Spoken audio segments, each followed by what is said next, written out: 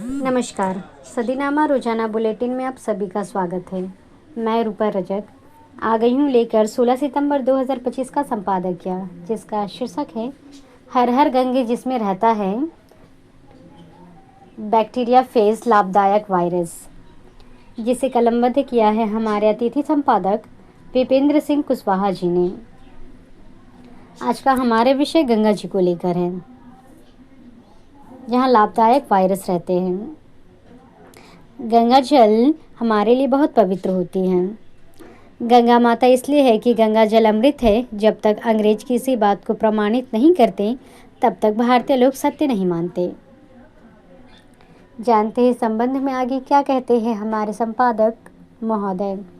America में 1 litre Ganga जल $225 के मिलते हैं। सर्दी के मौसम में कई बार खांसी हो जाती। जब डॉक्टर से खांसी ठीक नहीं हुई तो किसी ने बताया कि डॉक्टर से खांसी ठीक नहीं होती, तब गंगा जल पिलाना चाहिए।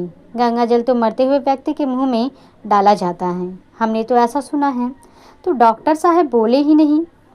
कई रोगों का इलाज भी है। दिन में 3 बार 2 बार चम्मच गंगा जल पिया और 3 दिन में खांसी ठीक हो गई।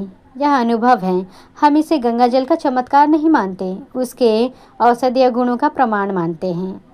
कई इतिहासकार बताते हैं कि सम्राट अकबर स्वयं तो गंगा जल का सेवन करता ही था, मेहमानों को भी गंगा जल पिलाता था।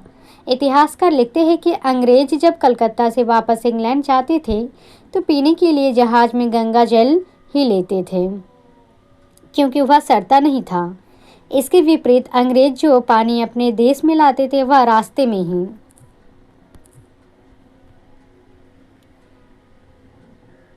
सड़ जाता था। करीब 125 साल पहले आगरा में तैनात ब्रिटिश डॉक्टर EMI हॉकिन ने वैज्ञानिक परीक्षण से सिद्ध किया था कि हैजे का बैक्टीरिया गंगा जल के पानी में डालने पर कुछ देर तक मर जाता है।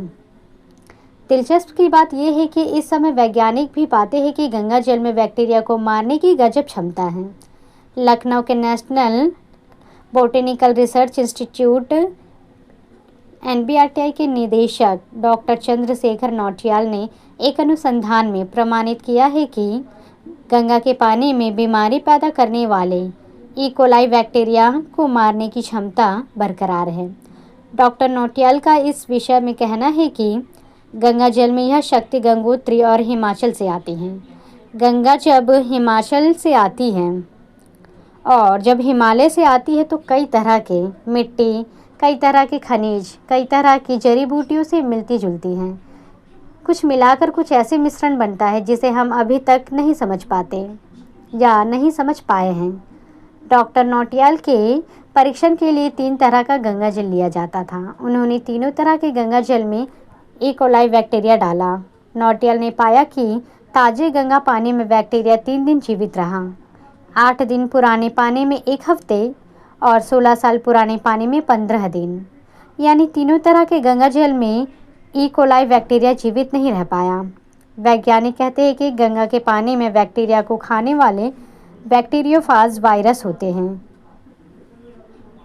ये वायरस बैक्टीरिया की तादाद बढ़ने की सक्रिय होते हैं और अपने बैक्टीरिया को मारने के बाद फिर छिप जाते।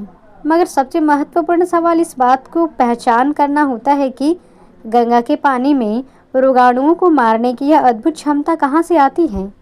दूसरी ओर एक लंबे अरसे से गंगा पर शोध करने वाले EIT रुड़की में पर्यावरण विज्ञान के रिटायर्ड प्रोफेसर देवेंद्र स्वरूप भार्गव का कहना है कि गंगा को साफ रखने वाला यह तत्व गंगा की तलहटी में ही जाकर सब जगह में मौजूद है। डॉक्टर भार्गव कहते हैं कि गंगा के पानी में वातावरण से ऑक्सीजन सोखने की अद्भुत क्षमता है। यह क्षमता सच में काफ़ी अद्भुत है।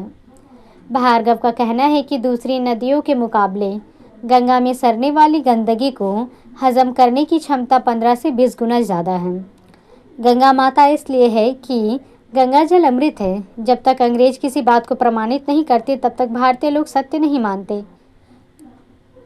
भारतीय लोग हमारे सनातन ग्रंथों में लिखी किसी भी बात को तब तक सत्य नहीं मानेंगे जब तक कि कोई विदेशी वैज्ञानिक या विदेशी संस्था उस बात की सत्यता की पुष्टि न कर दे।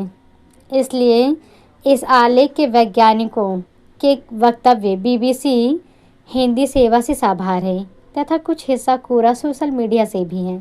तो ये था दोस्तों हमारा आज का संपादकीय। कल फिर लौटेंगे एक नए विषय, एक नए संपादकीय के साथ। तब तक के लिए नमस्कार।